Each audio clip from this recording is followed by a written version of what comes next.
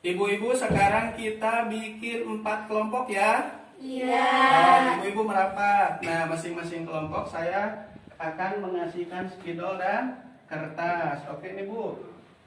Untuk apa spidol dan kertas itu? Nah, nanti ke depan ada langkah-langkah kita akan belajar menghitung untung rugi berutang. Ibu punya utang? Punya. Punya utang? Punya. Untuk apa utang, Bu? Oh, untuk memenuhi kebutuhan, benar. Saya mau bertanya. Gimana? Apakah boleh berhutang? Boleh berhutang itu, betul kata Ibu siapa, Bu? Sinta. Nah, kata Bu Sinta. Ada pertanyaan dari Bu Anggita. Bolehkah berhutang? Jawabannya ada di Ibu Sinta. Boleh kita berhutang asalkan uang yang kita terima, yang kita pinjam itu untuk memenuhi kebutuhan. Jangan sampai untuk memenuhi keinginan. Karena berbeda antara kebutuhan dan keinginan. Kira-kira ada yang tahu apa kebutuhan dan keinginan? Bulan lalu kita sudah membahas tentang kebutuhan dan keinginan. Ada yang tahu? Masih ingat?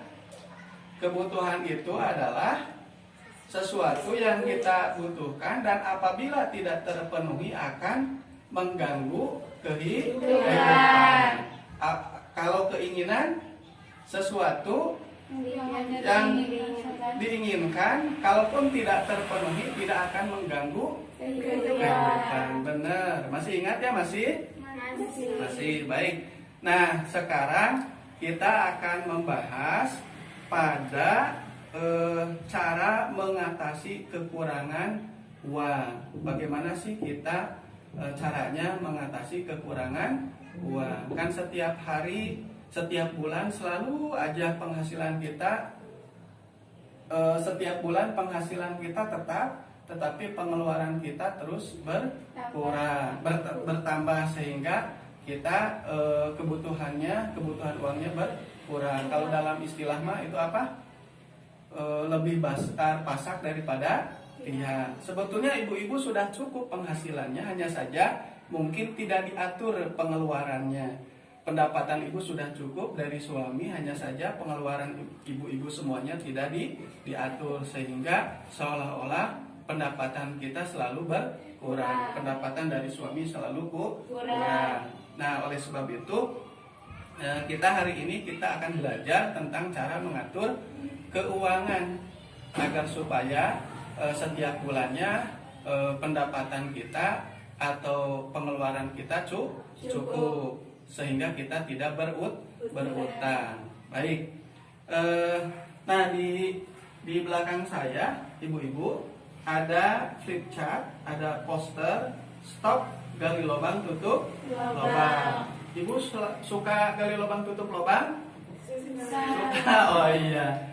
Minjam ke si A ya, dipakai uangnya, minjam lagi ke si B untuk menutupi utang ke si A, minjam lagi ke si C untuk menutupi utang ke si B, karena si A nagih, si B nagih, kita minjam ke si C. Nah, itu kita hentikan sehingga pada hari ini kita belajar bagaimana cara mengelola keuangan. Makanya stop gali lubang tutup lubang. Caranya bagaimana? Caranya, 1, merencanakan penggunaan uang, kendalikan pengeluaran. Seperti yang saya sampaikan tadi, pendapatan ibu sebetulnya cukup, hanya saja pengeluaran ibu tidak diatur sehingga tidak cukup ya, karena tidak ada pengaturan dalam pengeluaran. Yang kedua apa? Di sini harus menabung sejak awal, sedikit demi sedikit, asalkan rutin. Nah, ke depan juga kita akan belajar, ibu-ibu mudah-mudahan belajar menyisihkan pendapatan untuk ditabungkan. Tidak apa-apa sedikit pun, asalkan rutin. Kata pepatah mengatakan sedikit demi sedikit lama-lama menjadi bukit. Yang ketiga, buatlah pertimbangan yang matang sebelum memutuskan untuk berutang. Nah, sebelum berutang, ibu dan suami di rumah seharusnya memikirkan terlebih dahulu sebelum kita meminjam uang atau berutang. Baik Bu, sekarang ada yel-yel ya. Yel-yelnya, apabila saya mengatakan uang tidak cukup, ibu sama-sama kompak mengatakan ya diatur dong, gitu ya. Siap Bu? Siap. Oke, kita tes dulu. Uang tidak cukup. Ya diatur dong. Betul, tepuk tangan buat ibu-ibu.